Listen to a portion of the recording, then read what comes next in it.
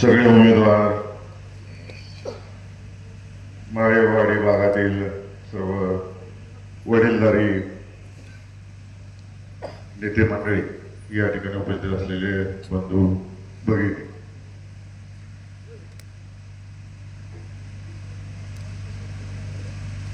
नवीन पिढीला माहीत असावं म्हणून सांगतो. अकलूजचा जो जुना आवाका होता, बऱ्याच नवीन पिढीला माहीत नाही. जुना अकलूज हे अकलूज, चौंडरसवाडी, यशवंतनगर, मायावाडी, मायानगर, समजगाव, बागेचेवाडी, संग्रामनगर, आनंदनगर हे जुना अकलूज होतं. क्षेत्रफळाने अत्यंत मोठं असं गाव आपलं होतं आणि हे ग्रामपंचायतला झेपणार नाही म्हणून त्यावेळेस दादांनी या 9 ग्रामपंचायतीची निर्मिती केली. अनेक लोकांना त्या ठिकाणी काम करण्याची संधी मिळाली या माध्यमातून. आता गाव वाढत चाललं आणि ग्रामपंचायतचा सुद्धा निधी कमी पडायला लागला. म्हणून तुम्हाला सगळ्यांना विश्वासात घेऊन नगरपालिका करायचं आपण ठरवलं आणि आज गेल्या 5 वर्षामध्ये नगरपालिकेची परवानगी आली, परंतु इलेक्शन झालं नाही आणि आता इलेक्शन लागलं. तरुण पिढी ही आणि सगळ्याच पिढ्या या ऐतिहासिक मतदार आहात तुम्ही सगळेजण, की नगरपालिकेचं पहिलं मतदान तुम्ही सगळे मिळून करताय. अनेक मतदान केले. अकलूजच्या इतिहासामध्ये हे कोरलं जाईल की या मतदाराने पहिलं मतदान या नगरपालिकेसाठी.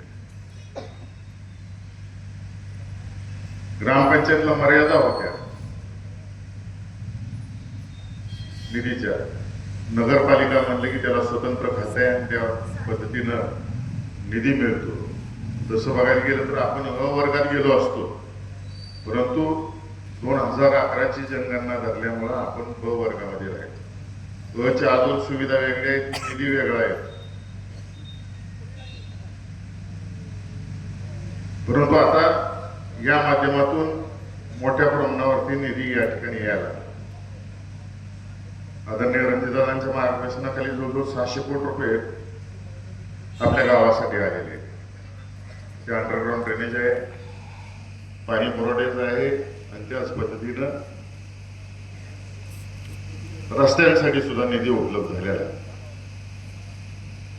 जुन्या पिढीला माहीत असेल इथं बसलेल्या कैलासवासी नारायण बाबाजी एकतपुरे, कुंडीबा सकाराम फुले, महादेव कृष्णा बनकर, शंकरदाजी फुले, आप्पाजी रामाजी फुले, धोंडीबा यशवंत नरुटे, बाबूराव तात्या एकतपुरे, राव नाना फुले, मारुतीभाऊ फुले, आप्पा कृष्णा एकतपुरे, रामचंद्र बाजी एकतपुरे, रामचंद्र आप्पाजी एकतपुरे, लक्ष्मण रामा फुले, आप्पा बाबू फुले, ही सगळी सहकर्मशींची सहकारी मंडळी. मी आता जालनेंद्र भाऊंबरोबर बोलत होतो, त्यांनी जुन्या आठवणी सांगितल्या मला की आपली महाशिवरात्रीची यात्रा पहिल्यांदा इथं भरत होती, परंतु जागेअभावी लोकसंख्या वाढत जसं जाईल तसं मग आपल्याला तिथं पर्वतीला जागा मिळाली, खाली तिथं भरवायला सुरुवात केली. म्हणजे कायम विकास कसा होईल या दृष्टिकोनातून जुन्या पिढीतली नेते मंडळी राहिली. ही जी नावं सगळी घेतली, ही गावचं सल्ला द्यायचं काम आदरणीय सहकर्मशींना ही मंडळी करायची. गावचा एकोपा टिकवायचं काम ही मंडळी करायची. म्हणजे अजून सुद्धा सांगते सगळेजण, कोंडीबा फुले यांच्या घरी महिन्याला कोण ना कोण जेवायला असायचं. त्यांच्या घरचं जेवणच एवढं उत्कृष्ट पद्धतीचं असायचं की सगळेजण यायचे घरातले. प्रेम जिव्हाळा एवढा होता सगळ्यांचा आणि तो अजूनपर्यंत टिकून आहे आणि तो पुढेही टिकवायचा आहे आपल्याला. अकलूजसाठी आपल्याला नगरपालिकेच्या माध्यमातून या बॉडीला निवडून दिल्यानंतर आपल्याला मगाशी शिवबाबांनी सांगितलंच असेल 100 बेडचं हॉस्पिटल निर्माण करायचं आहे. युवा पिढीसाठी प्रत्येक चौकामध्ये किंवा सार्वजनिक ठिकाणी आहेत तिथं मोफत वायफाय द्यायचं आहे आपल्याला. त्याच पद्धतीनं परवा मी सयाजी आम्ही बसलो होतो कृष्णप्रिया हॉलला आणि अकलूजमधील काही 400-500 मुलं मुली आले तरुण जे नवीन मतदार आहे आणि या सगळ्यांनी काही सूचना केल्या आम्हाला. त्यातल्या त्यात विशेषतः मुलींनी जी मागणी केली की आम्हाला शाळेपासूनच स्वसंरक्षणाचे धडे दिले गेले पाहिजे. माझे तुम्ही सगळे निवडून आलेलंच आहेत, मुलं सगळी बॉडी निवडून आलेलीच आहे. तर तुम्हाला सगळ्यांना नगराध्यक्षांना विनंती आहे, बाबांना विनंती आहे, पहिल्या महिन्यापासून तुम्ही प्रत्येक शाळेत एक शिक्षक नेमून टाका की जे मुलींसाठी स्वसंरक्षणाचे धडे दिले जातील. पूर्ण 5 वर्ष हे चालत राहिलं पाहिजे आणि आपल्या गावातल्या प्रत्येक मुलीला स्वतःचं संरक्षण करता येतील असं धडे आपण त्या माध्यमातून दिले. काही मुलांनी सांगितलं की आम्हाला नवीन नवीन कोर्सेस पाहिजेत, त्याचे कॉलेजेस काढा किंवा तो कोर्स आहे या कॉलेजमध्ये वाढवा. निश्चितच त्या दृष्टिकोनातून म्हणजे जसं विशेषतः कॉम्प्युटरच्या बाबतीत सगळ्यांनी सांगितलं की त्यातले अजून काय ॲडव्हान्स शिक्षण आले ते देण्याचं काम करावं. निश्चितच येत्या 2-3 वर्षामध्ये त्या पद्धतीचे कॉलेज आपण सुरू करू. आपल्याकडे मेडिकल कॉलेज नव्हतं, आता त्याची सुद्धा मान्यता आली आहे. BHMS कॉलेजची मान्यता आलेली ह्या वर्षीपासूनच सुरू झालेलं आहे. म्हणजे पुढच्या वर्षीपासून आयुर्वेदिक डॉक्टर आपल्या गावातून जास्तीत जास्त मुलांना ऍडमिशन घेता येतील. बाहेर जायची गरज नाही, आपल्या गावातच आता तुम्ही डॉक्टर होऊ शकता. 100 बेडचं हॉस्पिटलची जागा सुद्धा मंजूर झाली, गेली अनेक वर्ष पेंडिंग होती. पोलीस कॉलनीच्या समोर आता सुसज्ज असं मोठं हॉस्पिटल होते आणि तिथं सगळे उपचार केले जातील. शासकीय रुग्णालय आपण ते उभं करतोय, त्याचा फायदा गावातल्या जनतेला होईल. अजून एक बाबांना सूचना करणार आहे मी नगराध्यक्षांनी सगळ्याच बॉडीला.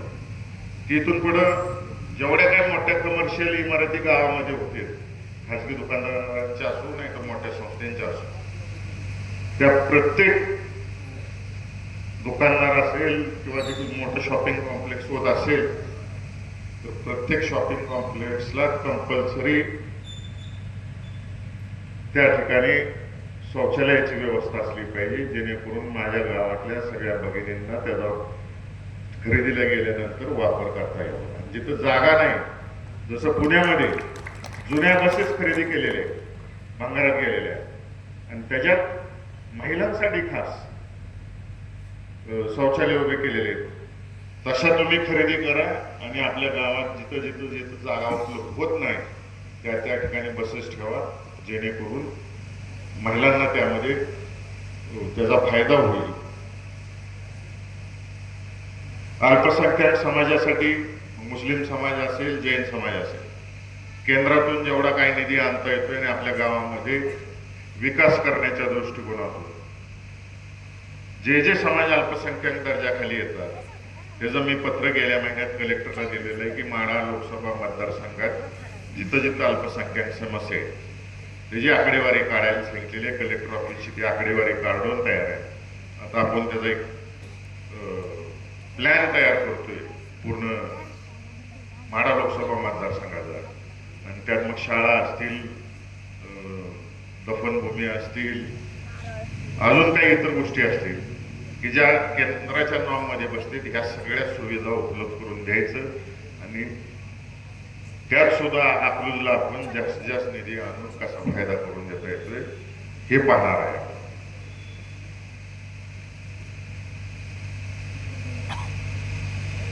नवीन पोस्ट ऑफिस करणार आहे आपण. आपलं अकलूजचं जे पोस्ट ऑफिस आहे ते खाजगी जागेत आहे.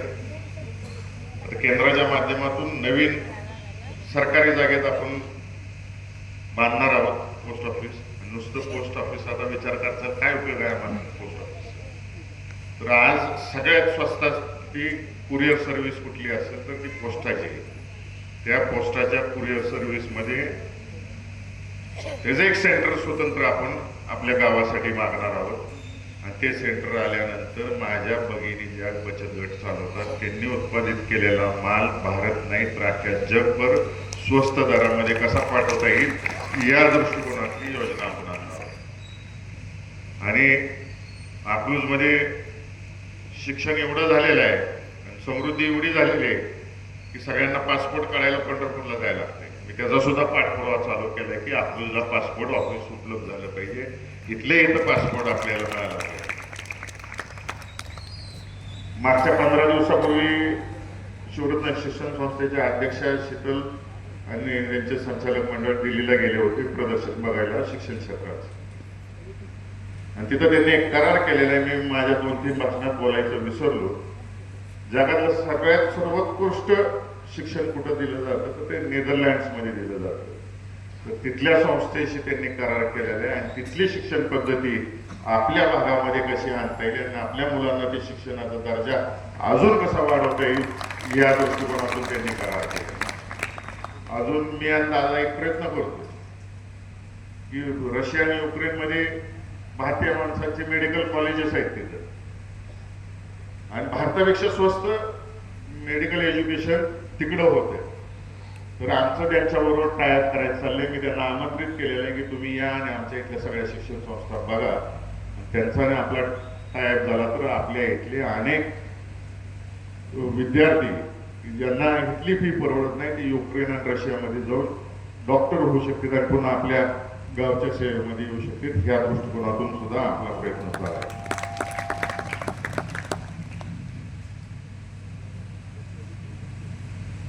बौद्ध विहार आपलं गेली अनेक वर्षाची प्रलंबित प्रश्न होता. मागच्या महिन्यामध्येच आम्ही कमिटीची बैठक घेतली. तिथं रणजितदादांनी जवळजवळ 30 लाख रुपये त्यांच्या आमदार फंडातून दिलेले आणि मी माझ्या आमदार फंडातून 20 लाख रुपये दिलेले. दादा तिथं वॉल कंपाऊंडचं काम आचारसंहिता संपल्या टेंडर निघून चालू होईल आणि आता डिझाईन फायनल स्टेजमध्ये. एकदा डिझाईन फायनल झाले की बौद्ध विहारचं सुद्धा अकलूजच्या जनतेच्या इच्छेप्रमाणेच ते बांधलं जाईल आणि त्या ठिकाणी सुविधा उपलब्ध करून दिली जाईल.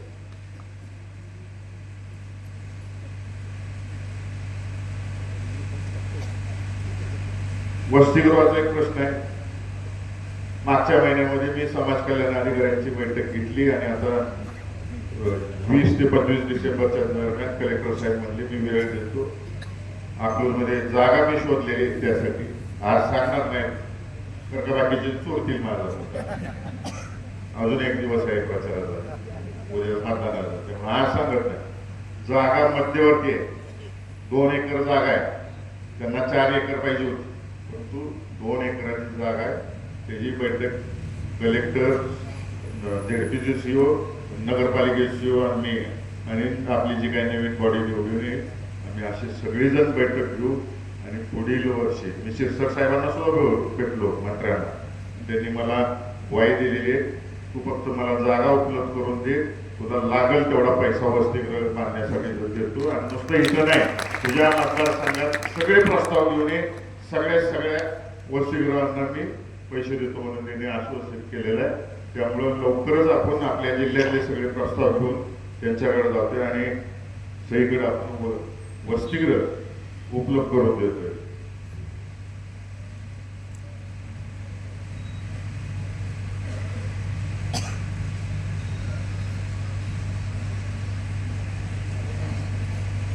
विकास झाला नाही अकलूजचा. आता सगळ्यात जास्त वेगवान भाग कुठला वाटतोय अकलूजचा परिसराचा तर माळेवाडीचा वाटतो. तुम्ही नुसतं प्रतापसिंह चौकातनं वेळापूरच्या दिशेने चालला जेवढे काही महागडे ब्रँड आहेत गाड्यांचे त्याचे सगळे शोरूम माळेवाडीत आहेत. समृद्धी आली म्हणून ह्या शोरूम आल्या. मोठ्या कंपन्या येतील का गावामध्ये कुठल्या? इथं लोकांची ती ऐपत निर्माण झालेली आहे. मग अशी मदनदारांनी जर सांगितलं की सरकार मशीनपासून ते आजपर्यंत तालुक्याचा गावाचा जो विकास झाला यातनं समृद्धी निर्माण झाली, म्हणून या शोरूम्स वाढत चालले. आणि माळेवाडी अकलूज मध्ये घ्यायचं कारणच काय, तर अकलूजचा जुना भाग आहे ना, आणि गाव विस्तारते आणि ग्रामपंचायतला झेपणार नाही, म्हणून आपण एकत्रितरित्या तिकडे नगरपालिका केली. आणि आता माळेवाडीसाठी आपली बॉडी आल्यानंतर जसं क्रीडा संकुल आहे तसं अजून एक ग्राउंड इथं माळेवाडीत सेपरेट केलं आहे. माळेवाडीत स्वतंत्र भाजी मंडईची जागा सुद्धा केली जाईल आणि चांगल्या पद्धतीची भाजी मंडई या ठिकाणी उभी केली जाईल, जेणेकरून या भागातल्या शेतकऱ्यांना त्यांचा माल सुद्धा विकता येईल तिथं. आणि आता भाग वाढत चाललेला आहे, नोकरदार वर्ग खूप वाढत चाललेला आहे या भागामध्ये, त्यांना सुद्धा तिथं जवळच्या जवळ खरेदी विक्री करता यावी या दृष्टिकोनातून आपण डेव्हलपमेंट करणार आहे. आता सगळे ज्येष्ठ मंडळीमधील आणि त्यातले माझे गुरु नरोटेश्वर मधील आम्ही आता म्हातारा झाले, रिटायर झाले, तर ज्येष्ठांसाठी सुद्धा या ठिकाणी नाना नानी पार्क उभा करणार की जिथं फक्त ज्येष्ठच बसतील आणि त्यांना उठायची बसायची व्यवस्था असतील, तिथं वाचनासाठी पेपर असतील, त्यांच्या करमणुकीची सगळी साधनं असतील. आता आया म्हणतील आमच्या बारक्या पोरांचं काय, त्यांच्यासाठी सुद्धा स्वतंत्र भाग, युवकांसाठी स्वतंत्र क्रीडांगण, लहान मुलांसाठी वेगळं आणि ज्येष्ठांसाठी वेगळं. लहान मुलांच्यात आई पण आली, कारण लहान मुलं तरी एकटं जाऊ शकत नाही, त्यामुळे तुमच्या दोघांसाठी माता बालक पार्क करू आपण.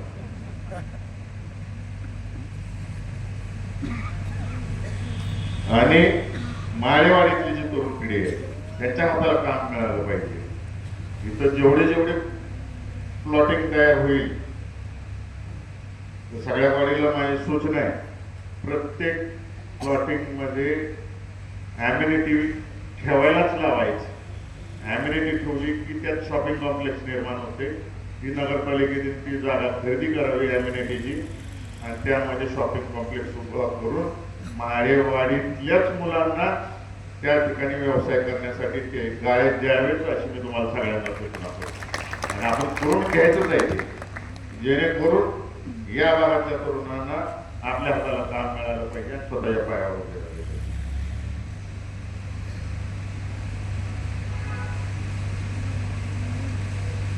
पत्रकार मंडळींना मला काय विचारायचं आहे, कालचं तुम्ही एक निरीक्षण केलं का सोलापूर जिल्ह्याचं, सगळीकडे इलेक्शन चालू आहे, सांगोल्यात चालू आहे, पंढरपूरला चालू आहे, तिकडं अक्कलकोटला चालू आहे, सगळ्याच तालुक्यांच्या ठिकाणी नगरपालिकेचे इलेक्शन चालू आहे. राज्याचे मुख्यमंत्री मोदी आले, सांगोल्यात भारतीय जनता पार्टीचा एकच उमेदवार उभा आहे, तो फक्त नगराध्यक्षाचा. त्यांचा स्वतःचा जिल्हाध्यक्ष सुद्धा दुसऱ्या चिन्हावर उभा आहे, अपक्ष पांगुळगडा. तिथं आले मुख्यमंत्र्यांनी, तिथं सभा घेतली, डायरेक्ट अक्कलकोटला गेले, तिथं सभा घेतली आणि गेले. इथं अख्खी भारतीय जनता पार्टी 27 जागेवर लढती करत मुख्यमंत्री महोदयांनी आपल्याला काही चक्कर मारली नाही. ह्याच्यावरून लक्षात घ्या, माळशिरस तालुक्याने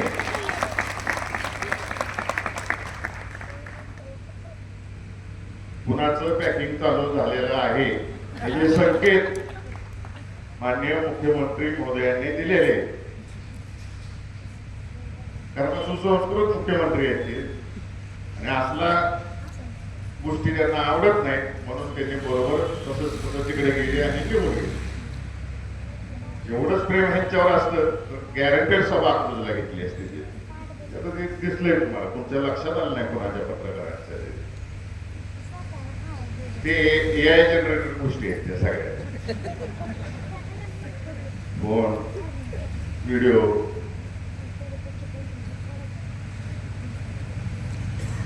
आणि अजून सांगतो, तुम्ही मला खासदार करून पाठवले दिल्ली, बघा या 5-6 महिन्यात केंद्राचं पण सरकार पडेल, राज्याचं पण सरकार. कसं पडेल मी सांगा, इथं बसतोय आम्हाला कळतंय ना काय म्हणणार. मग तुम्ही आहे ना आम्ही आहे तेव्हा अधिक वेळ घेत नाही. जाता जाता एक शेअर सांगतो मी, बचत गटाच्या महिलांचं सुद्धा बोललो मी की आपण बचत भवन बांधणार की जेणेकरून तुम्हाला सगळ्यांना तुम्ही तयार केलेला माल विकता येईल. दुसरी गोष्ट, दरवर्षी 100 महिलांना देशभरात कुठेही मोठं प्रदर्शन भरू दे, ते प्रदर्शन दाखवायला नेणार, तिथून आणलं की बँकेकडे नेणार, बँकेकडनं कर्ज उपलब्ध करून देणार, तुम्हाला त्या मशिनरी उपलब्ध करून देणार. आणि आता सगळं ऑनलाईन मार्केटिंग आहे, तेव्हा ऑनलाईन मार्केटिंगचं सुद्धा प्रशिक्षण तुम्हाला देणार की तुमचे पदार्थ तुम्ही जगभर कशी विक्री करू शकाल, या दृष्टिकोनातून सुद्धा तुम्हाला सगळ्या गोष्टी उपलब्ध करून देऊन त्याची 100% ग्वाही सगळ्या माता भगिनींना मिळेल. आणि जाता जाता एक शेअर तुमच्या सगळ्यांसाठी म्हणतो आणि माझं भाषण संपवतो. अभी हमारा ध्यान वक्त बदलने पर है, अभी हमारा ध्यान वक्त बदलने पर है, रंग बदलने वालों को हम बाद में देखेंगे.